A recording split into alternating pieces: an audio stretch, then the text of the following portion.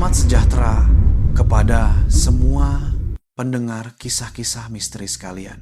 Malam ini, pernahkah Anda terfikir apa yang lebih menakutkan bagi seorang pengurus mayat yang bekerja dengan kematian setiap hari selain daripada mayat itu sendiri?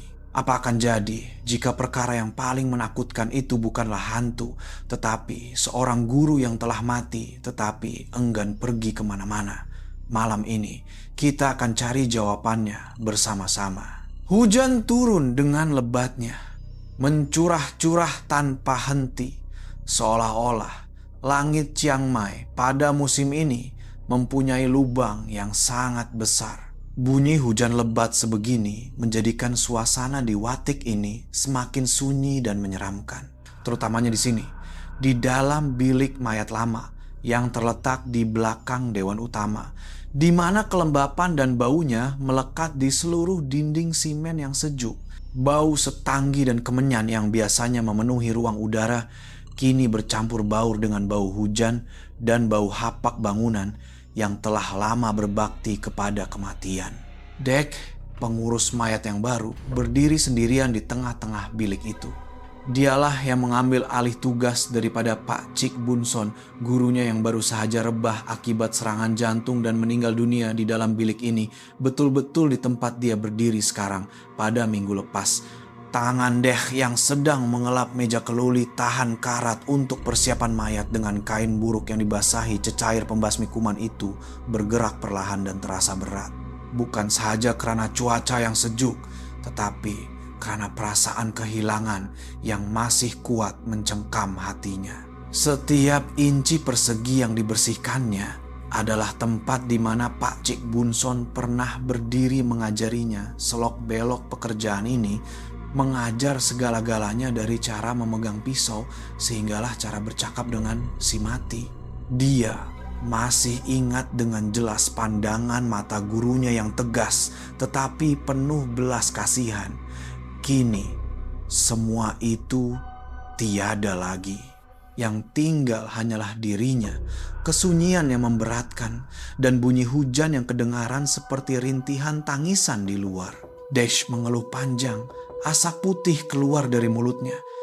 Dia tahu benar bahwa kerja sebagai pengurus mayat tidak memberinya masa untuk bersedih lama, karena sebentar lagi mayat baru pasti akan tiba. Di luar pintu bilik mayat, di laluan pejalan kaki yang menyambung ke dewan, Narak, budak Watik yang baru, sedang tunduk menolak air hujan yang bertakung di atas lantai simen dengan penyapu lidi. Gayanya kelihatan gelisah. Setiap 2-3 kali sapuan, dia akan berhenti dan menjeling ke arah pintu kayu lama bilik mayat itu sebelum cepat-cepat menunduk dan menyambung kerjanya, seolah-olah ada sesuatu di situ yang membuatnya tidak berani bertentang mata lama-lama. Apabila Deh membuka pintu dan keluar, Narak terkejut sehingga penyapunya terlepas dari tangan. Abang Deh, terkejut saya, katanya dengan suara yang terketar-ketar. Deh mengangkat keningnya, memandang pemuda yang pucat seperti ayam rebus itu. Kau ini kenapa, Narak? Macam nampak hantu. Narak cepat-cepat menunduk untuk mengambil penyapunya. Dia teragak-agak seketika sebelum mendekati Deh dan berbisik. Abang Deh, saya rasa saya dah tak berani jaga dewan nih seorang diri waktu malam lah. Deh mengerutkan dahinya. Kenapa pula? Selalunya kau tak pernah takut apa-apapun. Narak menelan air liurnya yang terasa pekat. Matanya kembali melirik ke arah pintu bilik mayat. Sejak Pak Cik Bunson meninggal, setiap malam saya dengar bunyi pelik dari dalam bilik tubang. Bunyi macam ada orang bekerja kat dalam. Bunyi macam orang tengah potong itu ini. Bunyi macam orang seret meja besi, gedegang, gedegung. Padahal abang dah kunci pintu tuh, katanya sambil menunjuk ke arah mangga besar yang tergantung di pintu. Malam tadi paling teruk bang. Saya dengar dengan jelas bunyi orang batuk kering macam orang tua dari dalam tuh. Saya terus meremang bulu roma, lari balik ke pondok tak cukup tanah. Selepas mendengar cerita itu, Deh mengeluh kuat. Bukan karena takut, tetapi lebih kepada perasaan jengkel. Dia menepuk bahu budak Watik di hadapannya. Kau nih kan Narak, katanya dengan nada mendatar. Aku udah cakap kan, jangan dengar sangat cerita hantu budak-budak Watik lain tuh. Narak membuat muka terkejut. Tapi saya betul-betul dengar, Bang. Dek menggelengkan kepalanya perlahan. Dia menunjuk ke arah struktur lama dewan itu. Kau tengok bangunan nih, udah berapa lama usianya? Kayu-kayu ini semua udah berpuluh tahun. Bila hujan lebat, cuaca jadi lembab, kayu akan mengembang dan berbunyi. Besi pun sama. Biasalah tuh ada bunyi pelik-pelik. Dia coba memberi penjelasan logik. Pasal bunyi batuk yang kau dengar tuh, mungkin bunyi angin masuk ikut tingkap atau kucing yang menyelinap masuk. Kau cuma pikir yang bukan-bukan. Pikiran kau tuh yang mereka-reka cerita. Narak nampaknya masih tidak yakin, tapi bunyinya macam suara orang betul, Bang. Dek merenung tajam ke arah pemuda itu. Narak, kau pun tahu Pak Cik Bunson dah tak ada. Kita semua masih bersedih. Dia menekan sedikit suaranya. Kau cakap macam nih, buat cerita pasal mendiang itu tak baik. Tak hormat orang yang dah mati. Faham tak? Kata-kata Dek seolah-olah menusuk hati Narak. Dia menundukkan kepalanya. Saya bukan nak main-main, Bang. Saya cuma... Deh memotong percakapannya. Dah, tak payah cakap lagi. Anggap saja tak ada apa-apa. Dia menegaskan dengan suara yang berat. Pak Cik Bunson dah pergi dengan tenang. Dia dah pergi ke tempat yang baik. Dia takkan bergentayangan jaga bilik mayat nih. Dia menolak belakang Narak. Pergi sambung kerja kau. Sapu air tuh sampai habis. Petang nih ada mayat baru nak sampai. Banyak lagi kerja nak kena buat. Jangan asyik berhayal. Narak mengangguk lesu dan berjalan pergi untuk menyambung kerjanya. Tetapi matanya masih menunjukkan ketakutan. Dia langsung tidak percaya bahwa apa yang didengarinya hanyalah bunyi kayu merekah. Malam itu hujan masih turun renyai-renyai, mewujudkan suasana yang dingin hingga ke tulang. Deh berada di dalam bilik mayat seorang diri sekali lagi selepas menyelesaikan urusan lain di Watik. Dia sedang menyiapkan tempat untuk mayat baru yang akan tiba esok. Mayat seorang wanita tua yang meninggal dunia karena sakit tua dari kampung di hujung Watik. Dia merasakan tanggung jawab yang semakin berat di bahunya. Kini, tiada lagi Pak Cik Bunson yang akan memantau dan mengawasinya. Segalanya, setiap langkah, kini berada di tangannya sepenuhnya. Cahaya lampu Kalimantan yang pucat dan kekuningan menyebabkan bayangnya di atas lantai kelihatan herot benyok. Dech menarik nafas dalam-dalam, coba menyingkirkan perasaan cemas di dalam hatinya. Mesti buat yang terbaik, macam yang guru pernah ajar, bisiknya kepada diri sendiri. Dia melangkah ke almari kayu lama, tempat menyimpan peralatan. Semuanya di sini masih sama seperti ketika Pak Cik Bunson masih hidup. Bau cecair pembasmi kuman, bau kemenyan, dan bau kematian yang melekat kuat. Dia mengeluarkan sebuah dulang keluli tahan karat yang besar dan mula menyusun dengan teliti peralatan dan barang-barang yang diperlukan untuk upacara esok. Pisau untuk memotong benang suci, kapas, minyak cendana wangi, dan air mawar untuk dicampurkan ke dalam air suci. Dia menyusunnya dengan teratur mengikut caranya sendiri. Satu kaedah yang diubah suai sedikit daripada ajaran Pak Cik Bunson. Pak Cik suka benda yang rumit, tapi cara nih lagi cepat pikirnya. Semasa sedang menyusun barang, ekor matanya asyik menjeling ke sudut bilik yang paling gelap. Sudut di mana Pak Cik Bunson suka berdiri berehat. Sudut itu kosong. Tetapi ia membuatnya merasa seolah-olah sedang diperhatikan sepanjang masa. Nampaknya aku pun dah mula berhayal macam si Narak. Dech menggelengkan kepala untuk menghalau pikiran yang bukan-bukan. Apabila semuanya telah siap, dia memeriksa sekali lagi. Dia memadamkan lampu dan menarik pintu kayu yang berat itu sehingga tertutup. Bunyi selak besi berlaga kedengaran. Kemudian, dia memasang mangga yang sama dan menguncinya dengan kemas. Malam ini tiada apa yang luar biasa. Semuanya telah dikunci dengan rapi. Atau sekurang-kurangnya, itulah yang difikirkannya pada waktu itu. Keesokan paginya, cahaya matahari pagi hanya bersinar lemah sebelum ditutupi semula oleh awan kelabu tebal yang sama. Dek berjalan ke hadapan bilik mayat seperti biasa. Dia perasan lantai laluan pejalan kaki yang disapu oleh Narak semalam sudah mulai digenangi air lagi. Hujan gila apa turun lebat macam ni. Rumutnya sambil menyeluk kunci untuk membuka mangga besar itu. Bunyi logam berlaga kedengaran. Dia membuka kunci dan menolak pintu kayu yang mula kembang kerana air itu. Bunyi engsel bergeser pada bingkai pintu sangat nyaring. Sebaik sahaja melangkah masuk. Udara sejuk yang dipenuhi bau stanggi terus menerpa mukanya. Tetapi Dek tergamam. Dia berdiri kaku di ambang pintu, matanya terbeliak memandang meja keluli tahan karat di tengah bilik. Macam mana boleh jadi macam ni? Suaranya keluar perlahan dari celah giginya. Di atas dulang keluli tahan karat tempat dia menyediakan barang semalam, semuanya telah disusun semula. Ya, peralatan, kapas, botol minyak cendana, semuanya telah dialihkan dan disusun semula. Bukan susunan biasa, tetapi susunan yang amat dikenalinya. Susunan yang membuatkan bulu romanya meremang. Ia adalah susunan mengikut cara Pak Cik Bunson, tepat setiap perinciannya. Cara yang selalu ditekankan oleh gurunya itu sebagai tanda penghormatan kepada si mati. Semuanya mesti berada di tempat yang betul. Tidak boleh sambil lewat. Ia adalah cara yang dianggap oleh Dech sebagai lapuk dan terlalu rumit yang telah ditinggalkannya sejak hari pertama Pak Cik Bunson meninggal dunia. Jantung Dech berdegup kencang. Rasa sejuk menjalar di tulang belakangnya. Dia perlahan-lahan melangkah mendekati meja. Matanya melilau ke sekeliling bilik yang sunyi sepi. Siapa yang masuk ke sini? Tanyanya pada diri sendiri.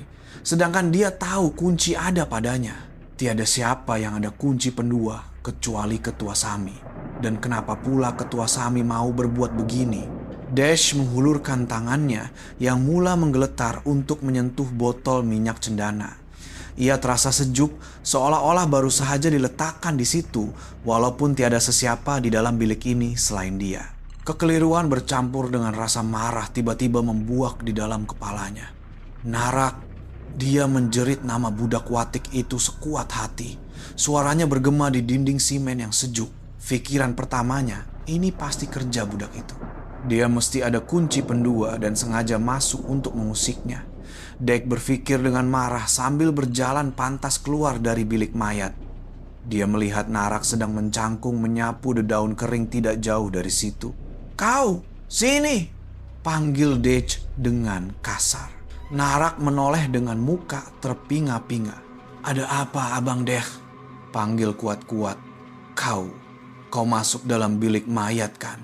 Dech merenungnya tajam. Narak membesarkan matanya dan menggeleng laju. "Tak, Bang. Saya nak buat apa masuk dalam tuh? Abang kan dah kunci. Nak lalu depan tuh pun saya tak berani." Dech tidak percaya. "Jangan nak tipu aku. Habis tuh barang atas meja tuh boleh bergerak sendiri kah? Kau yang susun semula kan? Mana kau dapat kunci pendua?" Dech mula meninggikan suara. Ketakutan yang terpendam di dalam dirinya bertukar menjadi kemarahan. Dia mahukan penjelasan dan Narak adalah satu-satunya penjelasan yang dia ada ketika itu. Tetapi Narak semakin mengundur. Dia mengangkat kedua-dua tangannya. "Sumpah, Bang, saya bersumpah saya tak masuk. Hantu setan mana yang berani masuk seorang diri? Abang tahu kan saya ini penakut. Takkanlah saya nak usik barang-barang untuk mayat. Kalau buat benda tak elok, nanti roh Pak Cik Bunson datang patahkan leher saya macam mana?" Kata-kata Narak yang penuh dengan ketakutan yang jujur itu membuatkan Dech terdiam. Matanya yang gemetar itu bukanlah mata seorang penipu. Ia adalah mata orang yang benar-benar takut. Dech berpaling semula ke arah bilik mayat. Pintu masih terbuka, mangga masih tergantung di situ. Kalau bukan Narak. Dia menelan air liur yang terasa kesat. Habis tuh, siapa? Kemarahannya tadi hilang serta-merta. digantikan dengan kekeliruan dan rasa seram sejuk yang mula menyelubungi hatinya tanpa sembarang penjelasan. Pada tengah hari itu, mayat wanita tua yang dijadwalkan pun tiba. Anak cucunya membawa mayat itu ke Watik dengan sebuah truk pickup lama. Selepas upacara siraman di dewan selesai, tibalah tugas Dej untuk menguruskan mayat di dalam bilik mayat. Dej menolak katil keluli tahan karat yang menempatkan jasad kaku wanita tua itu ke tengah bilik. Dia menyalakan colok, memohon izin daripada penjaga tempat dan juga gurunya, Pak Cik Bunson, mengikut adat. "Guru, hari ini saya akan mulai bekerja. Semoga guru melindungi saya agar tiada apa-apa halangan." Dia coba menenangkan hatinya, coba melupakan insiden dulang peralatan yang disusun semula pagi tadi. Dia memberitahu dirinya mungkin tiada apa-apa, mungkin dia yang tersilap susun dan terlupa. Tetapi apabila dia mula bekerja, dia mendapati ia tidak semudah yang disangka. Tangannya yang selalunya kemas kini mula menggeletar sedikit. Ketika dia hendak memulakan upacara memandikan jenazah, dia hanya perlu membuka botol air mawar untuk dicampurkan ke dalam air suci. Penutup botol yang selalunya mudah dibuka, kini tersekat. Apa hal pula nih, rumutnya perlahan. Dia terpaksa memulasnya sekuat tenaga sehingga buku jarinya memutih.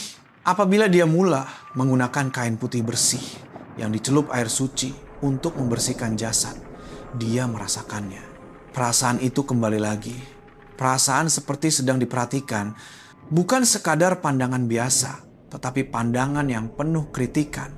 Seolah-olah ada seseorang sedang berdiri mengawasinya, menilai setiap gerak-gerinya. Sama ada dia melakukannya dengan betul atau salah. Dej coba untuk tidak menoleh. Dia menunduk dan meneruskan kerjanya. Tetapi semakin dia bekerja, semakin dia rasa dia melakukan kesilapan. Langkah nih, Pak Cik Bunson pernah ajar, kena lep dari bawah ke atas atau atas ke bawah. Tiba-tiba sahaja dia tidak dapat mengingatinya. "Kau ini kenapa, deh? Dah beratus mayat kau uruskan." Dia memarahi dirinya dalam hati. Tetapi tekanan dan perasaan seperti dinilai sepanjang masa membuatnya kelam kabut. Semuanya terasa kekok. Seolah-olah jika dia melakukan satu kesilapan kecil, akan ada suara jerkahan yang kuat datang dari sudut gelap bilik ini. Dej coba bertenang, sabar. Dia berbisik dalam hati sambil mengelap lengan dan kaki jasad wanita tua itu dengan kain yang dibasahi air suci. Tetapi semakin dia coba bertenang, suasana di sekelilingnya menjadi semakin pelik. Tiba-tiba dia merasakan suhu di dalam bilik menurun mendadak, walaupun tiada pendingin hawa, tiada kipas, dan hujan di luar sudah berhenti seketika. Kenapa ia begitu sejuk-sejuk sehingga meremangkan bulu roma? Dej merasakan kedinginan itu mencengkam kulitnya. Ia bukan sejuk dari pendingin hawa, tetapi sejuk yang lembab dan hapak. Dan kemudian dia merasakannya. Sesuatu berada di belakangnya. Dia merasakan seperti ada seseorang datang berdiri rapat di belakangnya, sedikit ke sebelah kiri. Sangat dekat sehingga Dej seakan-akan dapat menghidu bau hapak dan bau setanggi yang sering digunakan oleh Pak Cik Bunson. Jantung Dej berdegup kencang seperti paluan gendang begitu kuat sehingga terasa seperti mau terkeluar dari dadanya. Dia tidak berani menoleh. Seluruh badannya kaku. Dia hanya mampu menunduk memandang jasad kaku di atas meja, tetapi tangannya yang sedang mengelap mayat itu menggeletar sehingga air suci menitis ke lantai. Perasaan seperti diperhatikan tadi kini menjadi lebih jelas. Bukan sekadar diperhatikan, tetapi diawasi dari jarak dekat. Dia dapat merasakan keberatan pandangan itu menekan bahunya. Dia dapat merasakan hembusan nafas dingin di lehernya. "Guru," perkataan itu terlintas di pikirannya, tetapi dia cepat-cepat menepisnya. Gila, guru dah meninggal. Dej tidak tahan lagi. Dia mengumpulkan segala keberanian yang ada, menghentikan kerjanya dan berpaling pantas. tetapi tiada apa-apa di belakangnya. Hanya dinding simen kelabu dan almari peralatan yang kaku. Tiada sesiapa, tiada bayang-bayang. Hanya kedinginan yang masih menyelubungi udara dan jantungnya yang berdegup tidak keruan. Dej coba menepis perasaan seram tadi. Dia mempercepatkan upacara, memandikan jenazah, meyakinkan dirinya bahwa dia mungkin kurang rehat, menyebabkan pikirannya lemah dan berhalusinasi. Setelah semuanya selesai, dia memanggil Narak untuk membantunya. Mereka berdua mengangkat jasad wanita tua itu yang kini telah dibalut dengan kain kapan putih bersih dan memasukkannya ke dalam peti sejuk mayat. Ia adalah sebuah peti keluli tahan karat berbentuk segi 4 panjang. Lama tetapi masih berfungsi dengan baik. "Dah siap bang?" tanya Narak perlahan. Dia juga nampaknya tidak mau berlama-lama di dalam bilik itu. "Ya, dah siap. Tolong aku kuncikan," kata Dej sambil menolak penutup peti itu ke bawah. Bunyi selak besi kedengaran. Dia menariknya untuk menguji. Ia kemas dan kukuh. "Oke, kau boleh keluar. Biar aku kemas yang lain." Narak mengangguk dan bergegas keluar, meninggalkan Dej sendirian dalam kesunyian sekali lagi. Malam itu, selepas Dej pulang ke pondoknya untuk mandi dan makan, hatinya masih resah gelisah. Perasaan diperhatikan dan kedinginan di lehernya masih melekat dalam ingatannya. Aku kena pergi tengok sekali lagi untuk pastikan dia membuat keputusan. Dia mengambil lampu suluh dan berjalan meredah kegelapan kembali ke bilik mayat. Dia membuka kunci dan melangkah masuk. Suasana di dalam bilik itu terasa lebih berat berbanding siang tadi. Dia menyuluh lampu ke arah peti sejuk tempat dia menyimpan mayat wanita tua itu. Dan serta-merta bulu romanya meremang. "Hah?" Selak kunci peti itu telah dibuka. Pintunya tidak terbuka luas, tetapi kuncinya tidak berselak. Tergantung begitu saja. Sedangkan dia ingat dengan jelas dia telah menariknya sehingga ketat. Jantung Dej seakan-akan luluh. Dia menahan nafas dan perlahan-lahan menghulurkan tangannya yang menggeletar untuk memegang pemegang peti itu dan menarik penutupnya perlahan-lahan. Jasad wanita tua itu masih terbaring kaku di tempatnya, tetapi ia tidak sama seperti sebelumnya. Kedua-dua tangan jasad itu yang pada mulanya dia dan Narak letakkan bersilang biasa di dada, kini telah diubah posisinya. Tangannya telah disusun dalam posisi berdoa, dengan jari jemari dirapatkan dengan kemas. Posisi berdoa yang cantik mengikut cara lama. Cantik mengikut cara yang pernah diajar oleh Pak Cik Bunson tepat sekali. Dej terundur selangkah. Siapa yang buat nih? Dia menyuluh ke sekeliling bilik yang gelap. Narak? Tak mungkin, dia dah balik. Buat apa dia nak datang buka peti nih? Ketakutan mula menguasai hatinya. Ini bukan lagi ketakutan terhadap hantu yang tidak dapat dilihat, tetapi ini adalah bukti.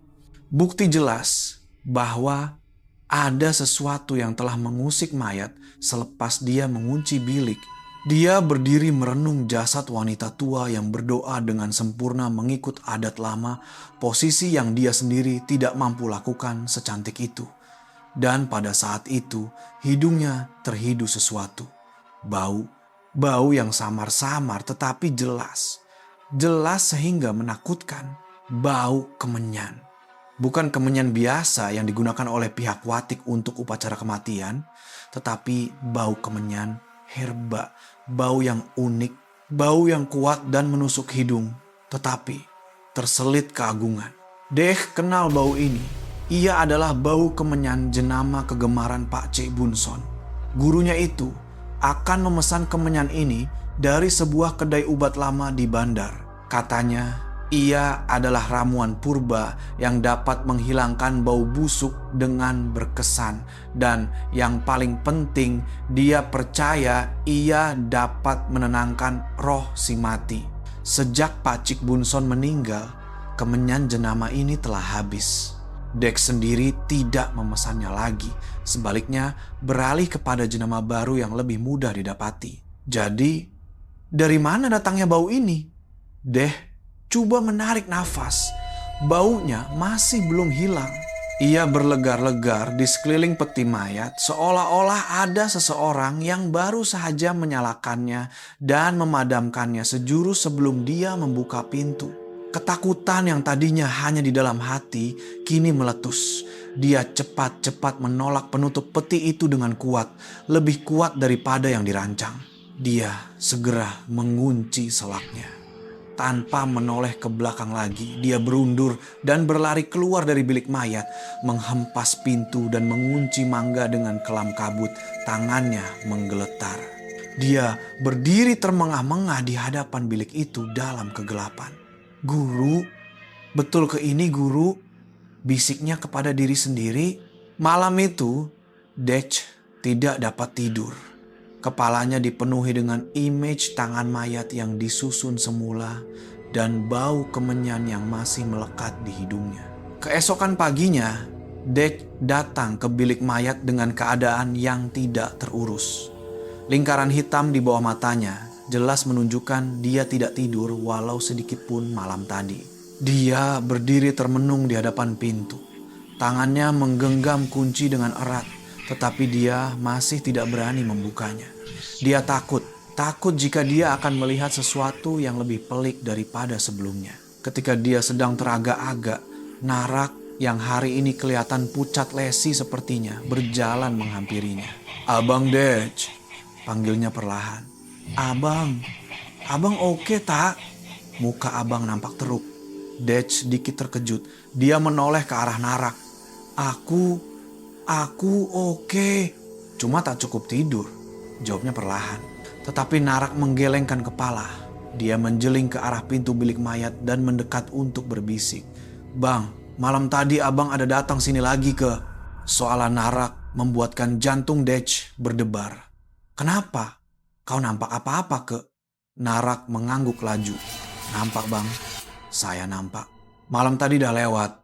Saya sakit perut nak pergi tandas. Pondok saya menghadap ke arah sini. Saya nampak lampu dalam bilik mayat itu menyala." Dech mengerutkan dahi. "Lampu menyala, aku balik. Tapi aku guna lampu sulu. Aku tak buka lampu." Narak menelan air liur. "Tak bang, bukan setakat menyala. Ia berkelip-kelip bang. Kejap hidup, kejap mati. Macam lampu nak rosak." Dia menyambung dengan suara yang terketar-ketar. "Saya berdiri tengok dari jauh. Ingatkan abang mungkin tengah buat kerja. Tapi yang lebih menakutkan, saya dengar bunyi air bang." "Bunyi air?" Dech mengulangi. "Ya bang, bunyi macam orang buka pipe air." Bunyi air mengalir deras dari dalam bilik itu padahal pintu berkunci. Narak menunjuk ke arah Mangga. "Saya nampak dengan mata kepala saya sendiri pintu itu berkunci. Jadi saya tahu yang kat dalam tuh mesti bukan abang." Muka Narak berubah. "Saya takut sampai nak terkencing. Terus lari balik pondok. Selubung dalam selimut sambil baca doa sampai tertidur. Abang Dech, saya rasa apa yang saya cakap tuh betul bang. Pak Cik Bunson, dia masih ada di sini." Kata-kata Narak itu mengesahkan ketakutan Dech. Sehingga ke tahap maksimum, kini dia yakin. Dia tidak berkhayal. Walaupun takut, kerja tetap kerja. Hari ini ada satu lagi mayat yang perlu diuruskan. Seorang pemuda yang terlibat dalam kemalangan. Keadaan mayatnya agak teruk. Dech coba mengumpul segala tumpuan yang ada. "Kau boleh buat, Dech. Kau pengurus mayat. Kau tak boleh takut hantu," katanya pada diri sendiri. Dia menarik nafas dalam-dalam. Coba untuk tidak memandang ke sudut bilik. Tidak menghiraukan udara sejuk yang mula terbentuk sekali lagi. Tetapi semakin dia coba menumpukan perhatian, perasaan seperti diawasi itu menjadi semakin jelas sehingga menyesakkan. Dia merasakan Pak Cik Bunson sedang berdiri di tempat yang sama di belakang bahu kirinya, memerhati setiap pergerakannya, dan di dalam kepalanya hanya kedengaran suara gurunya yang pernah mengajar. "Cepet deh, cepat sikit, buat kerja tuh laju sikit." Keluarga dia tengah menunggu. Tangan Dech mula menggeletar lagi. Dia hendak menggunakan benang suci untuk mengikat mayat, tetapi dia tersilap mengikat simpulnya. Bukan macam tu. Suara itu bukan suara dalam pikirannya. Ia adalah suara bisikan yang serak betul-betul di sebelah telinganya. Dek terkejut dan berpaling. Kosong, tiada sesiapa. Aku berhayal lagi, bisiknya. Tetapi apabila dia hendak mengikat simpul itu semula, suara yang sama menjerkahnya. Hormat sikit, bekerja dengan jasad kena ada rasa hormat, bukan buat sambil lewat. Kau dah lupa semua yang aku ajar ke Dek? Kali ini, Dek tidak berani menoleh. Dia merasakan darahnya menjadi sejuk. Ini bukan sapaan, tetapi penghakiman. Penghakiman daripada guru yang telah meninggal dunia, yang nampaknya sangat tidak berpuas hati dengan hasil kerja anak muridnya. Dek kaku, peluh membasahi tubuhnya walaupun udara di dalam bilik itu sejuk membeku. Guru, saya minta maaf. Saya cuma gementar sikit, katanya. Dengan suara terketar-ketar, coba mengikat semula simpulan itu. Kali ini, dia coba mengingati setiap langkah yang diajar oleh Pak Cik Bunson. Perlahan-lahan dan jelas, kesunyian yang berat kembali. Tetapi Dek tahu dia belum pergi. Dia masih berdiri di situ memerhatikannya. Setelah selesai, tibalah pula langkah penting yang lain, yaitu meletakkan shilling di dalam mulut si mati, mengikut kepercayaan sebagai uang untuk membeli tanah atau sebagai tambang perjalanan ke alam seterusnya. Dek berjalan ke meja kecil di sebelah almari, tempat dia meletakkan balang kaca kecil berisi shilling lama. Ia adalah balang yang telah digunakan oleh Pak Cik Bunson selama berpuluh-puluh tahun. Tetapi apabila dia menghulurkan tangan untuk mengambilnya, balang itu kosong. Hah? Mana pergi semua shilling? Dia yakin kelmarin dia masih nampak balang itu hampir separuh penuh. Dia menggoncang balang itu, menelangkupkannya. Tiada apa-apa, celaka. Mana perginya? Narak curi ke? Dia menjadi cemas, mencari di dalam laci. Di atas rak tiada langsung. Macam mana nih? Upacara tak boleh terganggu. Kenapa barang ini mesti hilang sekarang? Dia merumut dengan kecewa. Ketakutan dan tekanan melandanya sehingga dia hampir menangis. Dia penat, dia takut, dia tidak mau berada di sini lagi. Guru, kalau guru ada di sini, kalau guru nak saya siapkan kerja nih, tolonglah saya. Jeritnya sekuat hati, tidak dapat menahan lagi. Dan pada saat dia selesai bercakap, dia berpaling ke arah meja kelulitahan karat di tengah bilik tempat jasad pemuda itu terbaring. Di atas dada jasad itu terdapat sekeping shilling lama yang berkilat terletak elok. Sekeping shilling. Ia terletak di situ. Sedangkan setengah menit yang lalu tiada apa-apa di sana. Dech berdiri kaku, bulu romanya meremang. Ini bukan teguran, ini adalah bantuan yang dihulurkan oleh tangan yang tidak kelihatan. Malam itu, Dech tidak berani tinggal di pondoknya seorang diri. Ketakutan telah menguasai hatinya sehingga dia tidak tertahan lagi. Tetapi untuk melarikan diri dari Watik sekarang, dia tidak boleh tanggung jawab menghalangnya. Jadi dia melakukan sesuatu yang tidak sepatutnya dilakukan oleh orang yang lemah semangat, tetapi mesti dilakukan oleh orang yang ingin tahu. Dia sanggup meredah hujan dan duduk bersembunyi di dewan yang terletak bertentangan dengan bilik mayat. Terdapat sebuah bangku batu panjang di situ. Aku nak tengok dengan mata kepala aku sendiri. Kalau ada sesiapa masuk, aku mesti nampak, pikirnya. Hujan turun renyai-renyai. Cuaca sangat sejuk. Dech duduk memeluk tubuh, menggigil, tetapi matanya terpaku pada pintu kayu itu tanpa berkelip. Masa berlalu. Sejam, 2 jam.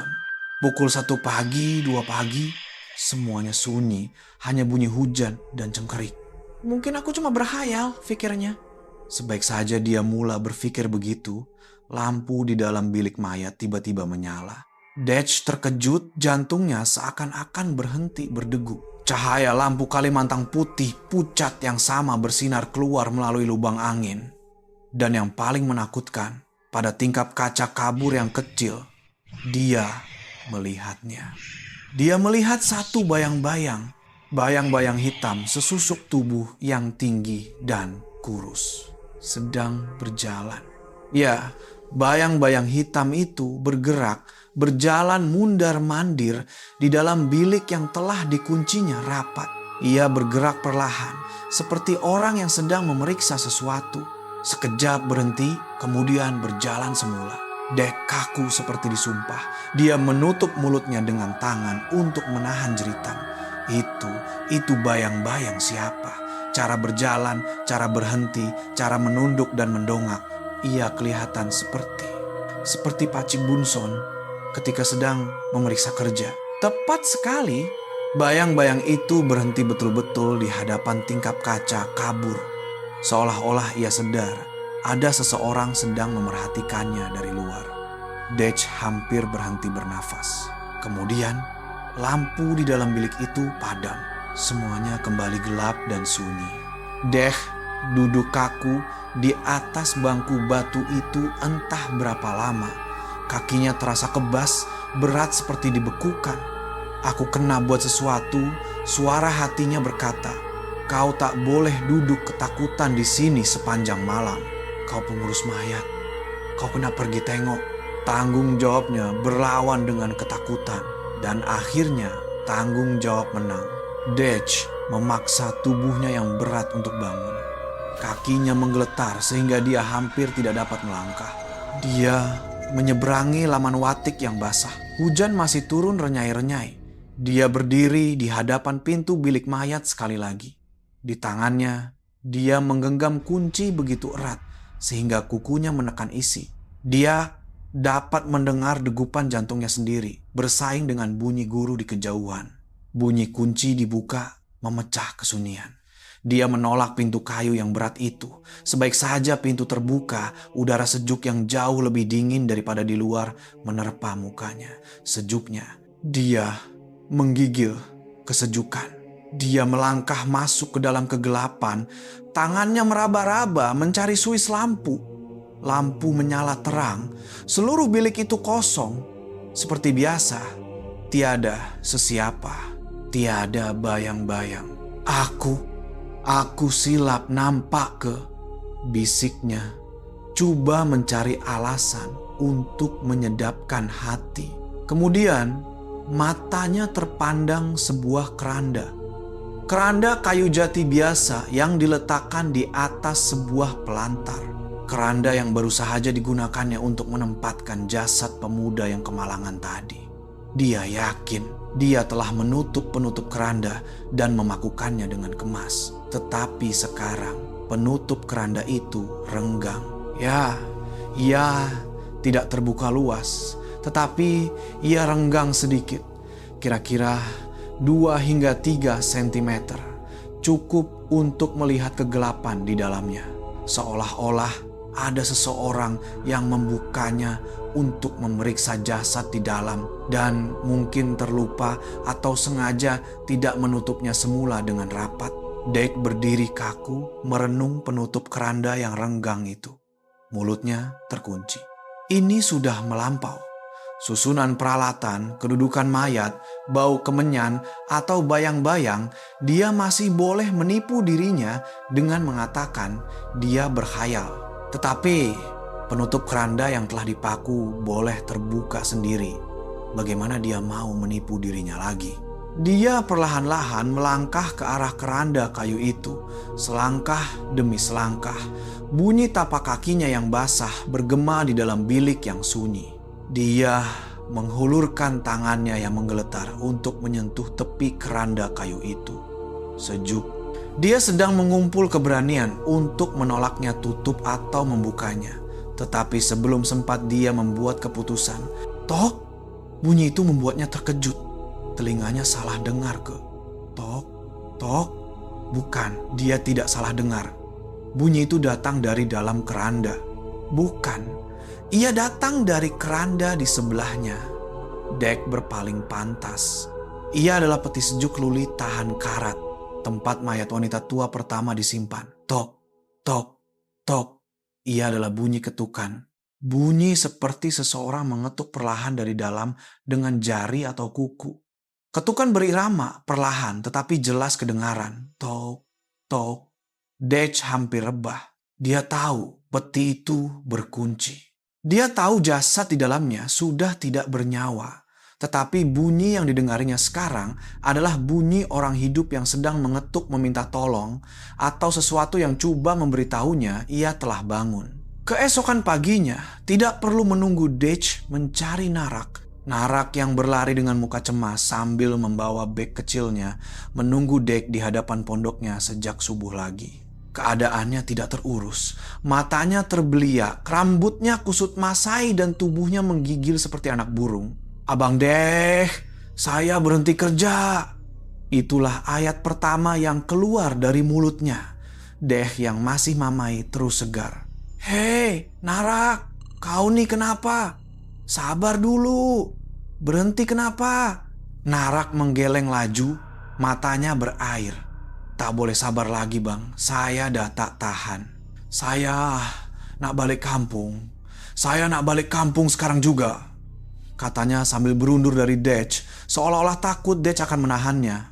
"Apa dah jadi? Kau nampak apa? Ceritakan aku." Dej menggoncang lengannya. "Malam tadi bang, malam tadi."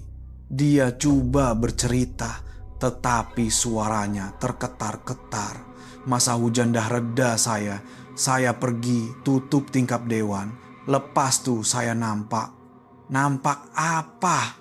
jerkah Dej.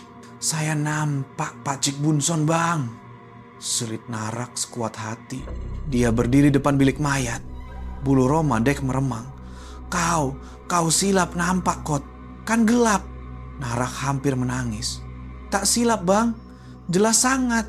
Cahaya bulan ada sikit." Dia berdiri tengah hujan, basah kuyup. Dia berdiri diam, lepas tu dia pulas tangan dia bang. Pulas tangan, pulas tangan." Dej mengulangi. "Ya bang." Dia berdiri sambil pulas pergelangan tangan dia, macam orang tengah perah air dari kain. Dia buat macam tu sambil tenung pintu bilik mayat. Dia tenung lama, macam orang lupa kunci. Lepas tu marah sangat sebab tak boleh masuk kerja. Narak mula menangis tersak-esak. Mata dia menakutkan bang. Bukan mata Pak Cik Bunson yang dulu. Bila dia nampak saya, dia terus paling dan tenung saya. Saya terus lari. "Bang, lari tak pandang belakang." Dia melepaskan tangannya dari genggaman Dej. "Saya dah tak nak kerja ni lagi. Hantu ganas macam ni, kalau saya masih kat sini, malam ni mesti dia datang ambil nyawa saya. Selamat tinggal bang." Selepas berkata begitu, dia mengangkat tangan tanda hormat dan berlari hilang dari kawasan Watik, meninggalkan Dej yang tergamam, kaku dengan kenyataan bahwa kini di Watik ini dia tinggal seorang diri. Selepas Narak melarikan diri, segalanya seakan-akan runtuh di sekeliling Dej. Kini dia benar-benar sendirian. Tiada pembantu, tiada teman berbual, tiada sesiapapun untuk mengesahkan bahwa apa yang dilihatnya bukan sekedar hayalan. Hujan pula turun semakin menggila, lebih lebat daripada hari-hari sebelumnya. Bunyi guruh dan kilat sabung menyabung sehingga menggegarkan dewan. Dan seperti nasib malang yang bertimpa-timpa, hari ini ada 2 mayat baru yang tiba serentak. 2 mayat yang perlu disiapkan pada malam ini juga untuk upacara pembakaran pada esok pagi. Celaka, kenapa mesti datang serentak hari ini? Rungut Dej.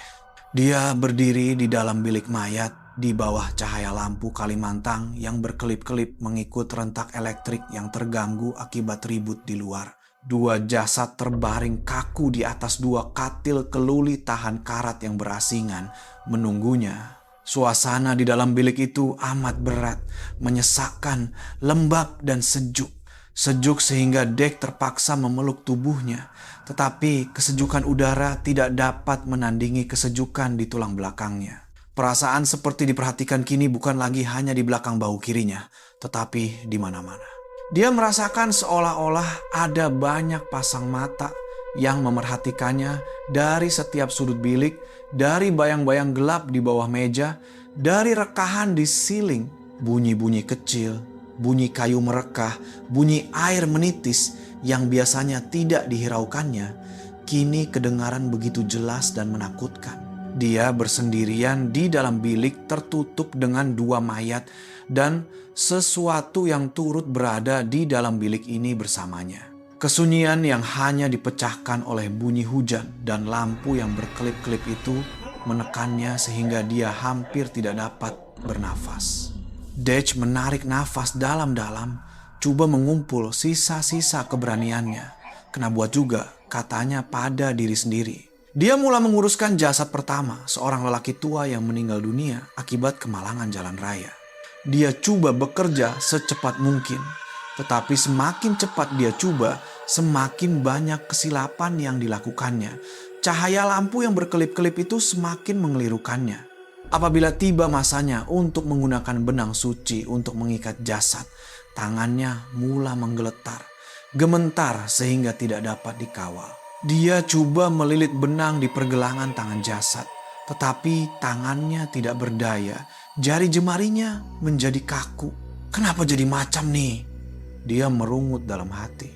Perasaan tertekan, perasaan seperti Pak Cik Bunson sedang berdiri memerhati dan mencari kesalahannya, menjadi lebih kuat daripada sebelumnya. Dia merasakan gurunya itu sangat tidak berpuas hati dengan kerjanya yang lambat dan kekok. Kau memang tak boleh diharap, Dej. Suara bisikan serak itu kedengaran di kepalanya atau mungkin di sebelah telinganya. Dia sendiri tidak dapat membezakannya lagi. Dia coba menarik benang suci dari gulungannya, tetapi karena kelam kabut, seluruh gulungan benang itu terlepas dari tangannya. "Alamak!" jeritnya. Dia melihat gulungan benang itu bergolek di atas lantai simen yang basah, terus bergolek sehingga hilang ke dalam sudut bilik yang paling gelap. Sudut di bawah almari peralatan lama, sudut yang tidak dapat dicapai oleh cahaya lampu Kalimantan yang berkelip-kelip itu.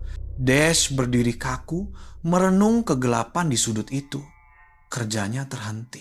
Benang suci, barang penting dalam upacara, telah jatuh ke tempat yang paling tidak ingin didekatinya. "Sial," rungut Dej dengan suara serak. Dia merenung kegelapan di bawah almari. Satu bahagian hatinya mau membiarkannya dan mencari gulungan baru. Tetapi satu bahagian lagi tahu, jika dia tidak menemuinya, upacara tidak akan lengkap. Dia tidak dapat membayangkan betapa murkanya Pak Cik Bunson jika dia mengabaikan barang upacara yang penting seperti ini. Apa nak jadi? Jadilah. Dia membuat keputusan. Dia perlahan-lahan mencangkung. Cahaya lampu masih berkelip-kelip, membuatkan bayang-bayang di bawah almari itu kelihatan seperti hidup, bergerak-gerak, sejuknya, bisiknya. Kesejukan dari lantai simen menembusi seluarnya. Terlalu gelap untuk melihat apa-apa. "Mana dia?" bisiknya lagi.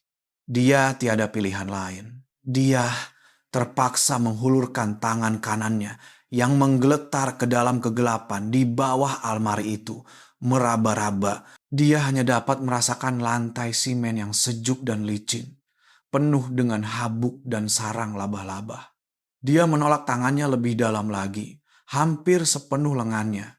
Mesti ada kat sini. Dan tiba-tiba hujung jarinya tersentuh sesuatu. Ia bukan sentuhan gulungan benang yang keras, tetapi sesuatu yang lembut dan sejuk. Bukan, ia bukan sekadar lembut. Ia adalah tangan seseorang yang bersembunyi di dalam kegelapan itu. Sejuk, berkulit kesat, dan kaku. Arg. Dej menarik tangannya secepat mungkin. Dia jatuh terduduk, mengesot ke belakang. "Hantu! Hantu!" jeritnya. Jantungnya berdegup seperti mau pecah. Dia merenung ke bawah almari. Tubuhnya menggeletar. Dan pada saat dia hampir pengsan, gulungan benang suci itu perlahan-lahan bergolek keluar sehingga berhenti betul-betul di hujung kakinya, seolah-olah ada seseorang yang sengaja memulangkannya. Dej terduduk di lantai, matanya terbeliak memandang gulungan benang suci yang berhenti di kakinya. Tadi, itu tangan. Katanya tergagap-gagap. Dia merasakan seolah-olah rohnya akan keluar dari jasad. Ketakutan menyumbat kerongkongnya. Dia coba merangkak untuk bangun, tangannya tergapai-gapai. Kena lari. Aku kena lari dari sini sekarang juga. Dia mengumpul seluruh tenaganya untuk bangun. Dan pada saat dia berjaya berdiri, lampu Kalimantan satu-satunya di dalam bilik itu padam sepenuhnya. Bukan lagi berkelip, tetapi padam terus. Api padam jeritnya. Kini, seluruh bilik itu tenggelam dalam kegelapan pekat. Begitu gelap sehingga dia tidak dapat melihat tangannya sendiri. Hanya bunyi hujan lebat dan degupan jantungnya yang kedengaran. Tiba-tiba, satu pancaran kilat yang terang menyambar, memancarkan cahaya putih ke dalam bilik melalui tingkap kaca kabur. Ia hanya sekelip mata, tetapi cukup untuk membuatkan Dej melihatnya. Dia berdiri di situ, di seberang meja keluli tahan karat. Pak Cik Bunson, sosok tinggi kurus itu berdiri kaku, basah kuyup, seolah-olah baru saja berjalan mereda hujan. Air hujan menitis dari ujung bajunya yang lama. Matanya bukan lagi mata yang dikenali Dej. Matanya keruh, kosong, dan penuh dengan kesedihan. Dalam sekelip mata itu, jasad Pak Cik Bunson berpaling. Dia berpaling memandang jasad yang terbaring di atas meja, kemudian perlahan-lahan berpaling untuk bertentang mata dengan Dej yang berdiri kaku. Kemudian, dia menggelengkan kepalanya. Perlahan-lahan, satu gelengan yang penuh dengan kekecewaan. Kemudian, cahaya itu padam. Semuanya kembali gelap. Dej menjerit sekuat hati, jeritan yang penuh dengan ketakutan. Dia berundur sehingga belakangnya terhentak pada dinding simen yang sejuk. Dia berdiri termengah-mengah dalam kegelapan, tubuhnya menggeletar. Tadi, aku nampak betul-betul. Ketakutan, tekanan, dan kekecewaan yang terkumpul selama beberapa hari akhirnya meletus. Dia tidak tahan lagi. Apa yang guruna? Jeritnya, suaranya bergetar. Pak Cak Bunson, apa yang guruna dari saya? Ketakutan itu bertukar menjadi kemarahan dan kekeliruan. Cakaplah, kenapa mesti buat makam nih? Kesunyian. Hanya bunyi hujan yang menjawab. Guru udah mati. Jeritnya lagi. Guru udah pergi. Ini tugas saya. Tugas saya untuk sambung. Dan tiba-tiba, kilat menyambar lagi, lebih terang daripada sebelumnya. Jasad Pak Cik Bunson masih berdiri di tempat yang sama, tidak bergerak. Dia masih basah kuyup, matanya keruh. Tetapi kali ini, dia tidak memandang Dej. Dia sedang memandang jasad lelaki tua di atas meja. Dan perlahan-lahan tangan kanannya yang basah diangkat. Jari telunjuknya yang pucat dan berkedut menunjuk. Dia menunjuk ke arah sesuatu pada jasad itu. Cahaya kilat padam, tetapi lampu kecemasan kecil menyala, memancarkan cahaya jingga yang malap. Walaupun Dej takut setengah mati, dia memaksa dirinya untuk melihat ke arah yang ditunjuk oleh jari Pak Cik Bunson. Kaki. Bisiknya, dan dia melihatnya. Di tapak kaki jasad itu yang penuh dengan kotoran tanah, terdapat satu luka kecil akibat serpihan kaca yang terlepas dari pandangannya. Luka yang tidak dibersihkannya. Dej berdiri kaku merenung luka kecil itu. Luka yang diabaikannya. Dalam sekelip mata, ketakutan dan kengerian yang melandanya tadi mulai reda. Ia tidak hilang, tetapi digantikan dengan satu perasaan lain. Perasaan malu. Dia merasa seolah-olah dia kembali menjadi pelatih yang melakukan kesilapan dan ditangkap oleh gurunya. Dia faham sekarang. Dia faham. Pak Cik Bunson datang bukan karena marah atau dendam. Bukan untuk menakut-nakutkan atau mengambil nyawanya. Tetapi karena dia risau. Dia risaukan kerjanya. Dia risaukan jasad-jasad yang telah dijaganya sepanjang hayat. Dia tidak tahan melihat anak muridnya bekerja dengan sambil lewa, dengan cuai. Bekerja dengan jasad kena ada rasa hormat, Suara Pak Cik Bunson yang pernah menjerkahnya hari itu bergema kembali di kepalanya. Ini bukan ugutan. Ini adalah pengajaran. Pelajaran terakhir daripada seorang pengurus mayat yang telah meninggal dunia. Dech menarik nafas dalam-dalam. Tubuhnya masih menggeletar, tetapi bukan karena takut. Sebaliknya, karena rasa insaf, dia menoleh dan mengambil gulungan benang suci yang masih tergeletak di lantai. Dia kembali ke meja, mengambil kain bersih yang baru, mencelupnya ke dalam cecair pembasmi kuman. Dia menunduk dan dengan teliti membersihkan luka kecil itu dengan selembut dan penuh hormat. Dia dapat merasakan pandangan mata yang sama masih memerhatikannya. Apabila dia yakin ia sudah bersih, dia mengangkat mukanya, memandang ke arah ruang kosong tempat Pak Cik Bunson pernah berdiri. Macam nih, kan guru? Tanyanya. Tiada jawaban. Tetapi udara sejuk yang menusuk kulitnya, perasaan tertekan yang mencengkam hatinya sehingga sukar bernafas, kini terasa lebih ringan. Ia beransur hilang, tidak sepenuhnya, tetapi cukup untuk membuatkan Dech tahu dia telah melakukan perkara yang betul. Malam itu masih panjang. Kerja Dech belum selesai. Masih ada satu lagi jasad yang perlu diuruskan. Tetapi keadaannya tidak sama lagi. Lampu kecemasan jingga yang malap masih menyala dan kesunyian masih menyelubungi bilik. Tetapi kesunyian kali ini bukan lagi kesunyian yang menyesakan atau menakutkan. Ia menjadi kesunyian yang khusyuk dan suci. Dech sadar dia tidak bersendirian. Pak Cik Bunson masih di situ, masih berdiri di sudut gelap memerhatikannya bekerja. Tetapi pandangan yang tadinya menekan dan mencari kesalahan kini telah berubah. Dech merasakan ia adalah pandangan seorang guru yang sedang mengawasi anak muridnya, memberi tunjuk ajar. Dech mulai bekerja pada jasad kedua. Dia bekerja dengan tenang, sesuatu yang belum pernah dirasainya sebelum ini. Tangannya yang tadinya menggeletar kini kemas dan stabil. Setiap langkah yang tadinya kelam kabut kini dilakukannya dengan lancar. Seolah-olah ada seseorang yang membisikkan arahan kepadanya. Setiap kali dia ragu-ragu tentang apa yang perlu dilakukan, seolah-olah ada gerak hati yang membimbingnya untuk melakukan perkara yang betul.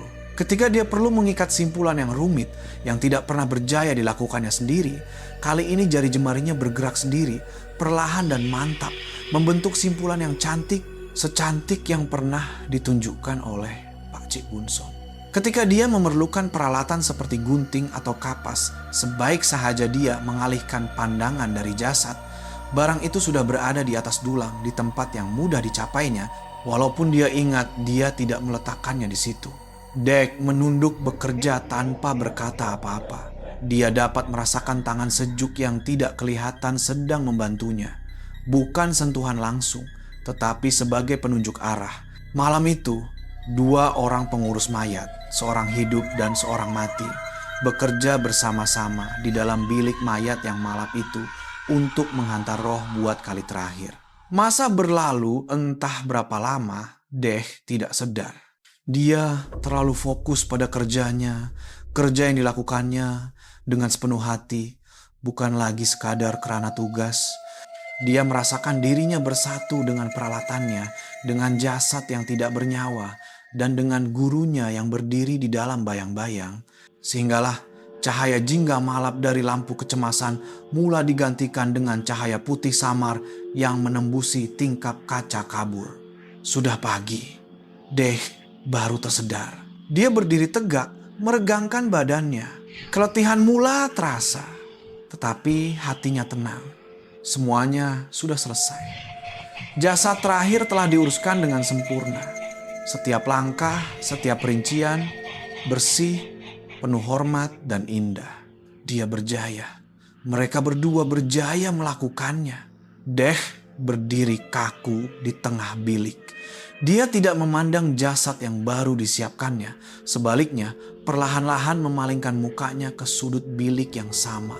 Sudut gelap tempat Pak Cik Bunson pernah berdiri, tempat dia merasakan sentuhan tangan yang sejuk itu. Kini, tempat itu kosong. Tetapi Dash tahu gurunya masih di situ. Sudah selesai guru, bisik Dash perlahan sambil mengangkat kedua-dua tangannya berdoa. Dia berdoa ke arah ruang kosong itu. Berdoa dengan penuh hormat dari lubuk hatinya. Terima kasih karena masih ada untuk mengajar saya. Terima kasih untuk segalanya. Dan pada saat itu, bau kemenyan ramuan purba Pak Cik Bunson yang dihidunya samar-samar pada malam sebelumnya kini memenuhi seluruh ruang bilik. Harum, jelas, dan menusuk hidung. Tetapi ia bukan bau yang menakutkan, sebaliknya bau yang memberikan kelegaan. Bau itu hanya bertahan seketika, seolah-olah menyahut ucapan terima kasihnya, kemudian perlahan-lahan pudar sehingga hilang sepenuhnya. Bersama-samanya, udara sejuk dan perasaan seperti diperhatikan yang pernah ada turut hilang. Dan kemudian, seolah-olah diberi isyarat, ribut dan hujan yang turun tanpa henti selama beberapa hari berhenti. Ia berhenti begitu saja, bunyi guruh dan angin senyap. Yang tinggal hanyalah bunyi titisan air dari cucur atap. Dan buat pertama kalinya dalam beberapa hari, cahaya matahari pagi yang lembut menembusi awan, menyinari masuk ke dalam bilik mayat ini, menghalau kegelapan dan kesejukan yang pernah ada. Deh berdiri kaku di tengah bilik, membiarkan kehangatan cahaya matahari menyinari wajahnya. Dia memejamkan mata, menarik nafas, semuanya sudah berakhir. Ketakutan, tekanan, semuanya telah hilang. Dia membuka mata dan perlahan-lahan menunduk memandang tangannya sendiri. Tangan yang sama yang pernah menggeletar dan tidak berdaya, kini tenang dan mantap. Ia adalah tangan seorang pengurus mayat. Dia sedar sekarang. Pada saat ini, dia bukan lagi sekadar Dutch, pelatih yang hanya mengikut arahan Pak Cik Bunson. Dia adalah Dutch, si pengurus mayat. Pewaris yang telah menerima pelajaran terakhir daripada seorang guru yang hebat. Pemikul tanggung jawab suci dalam menghantar roh ke destinasi terakhir. Kamera perlahan-lahan beralih ke dulang keluli tahan karat di atas meja. Dulang peralatan yang pernah disusun sambil lewa oleh Dutch kini tersusun semula dengan kemas dan indah. Setiap satu berada di kedudukan yang betul, tepat mengikut cara lama, cara Pak Cik Bunson tanpa sebarang kesilapan. Dan itulah kisah keseluruhan pelajaran terakhir. Daripada ketakutan dan kekeliruan, akhirnya Deh faham bahwa apa yang coba disampaikan oleh Pak Cik Bunson bukanlah dendam, tetapi keprihatinan. Sifat seorang guru yang mau anak muridnya melakukan kerja terakhir untuk si mati dengan sesempurna mungkin. Mungkin apa yang mengikat roh di dunia ini bukanlah dendam, tetapi tanggung jawab yang masih dirisaukan dan belum dapat dilepaskan.